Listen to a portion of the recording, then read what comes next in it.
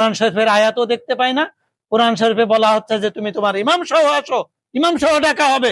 কোনোদিন চিন্তা করলাম না যে আমি তো আজকে এখানে যতই দাপট দেখাই না কেন, কাল কিয়ামতের ময়দানে কার কতটুকু নিকটবর্তী কেউ জানে না। ওখানে যে আমি করবোটা কি, ওখানে যে কোন ইমামের পিছনে যাব, কোন ইমাম আসবে।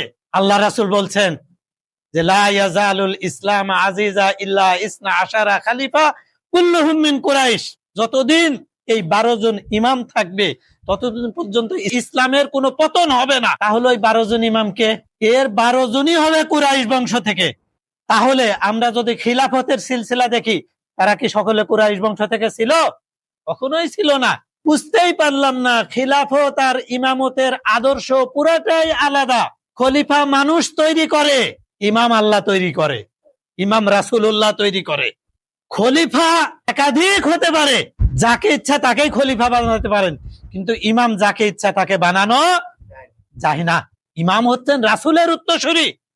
আচ্ছা, যদি বানানোই যায় তাহলে তো ইমাম মাহদির অপেক্ষায় সবাই আছে নাই? সকল মাযহাবের লোকেরা আছে, হিন্দুরাও আছে, খ্রিস্টানেরাও আছে, বৌদ্ধরাও আছে, ইহুদিরাও আছে, সবাই অপেক্ষায় আছে যে ইমাম মাহদি আসবে।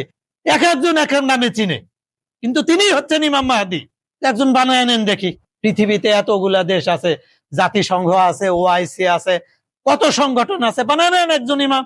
জোট গঠন করছেন, এই করছেন, সে করছেন, আসেন একজন ইমাম বানায় নেন, বানায় নেন, বলেন যে এই মাহদি এটাই। কেন হয় না? এই কারণেই যে হয় না, মানুষ ইমাম বানাতে পারে না। মানুষ ইমাম বানাতে পারে না। ইমাম আল্লাহর তরফ হবে, ইমাম আল্লাহ বানাবেন, আল্লাহর রাসূল স্বীকৃতি দিবেন, তিনিই হবেন ইমাম।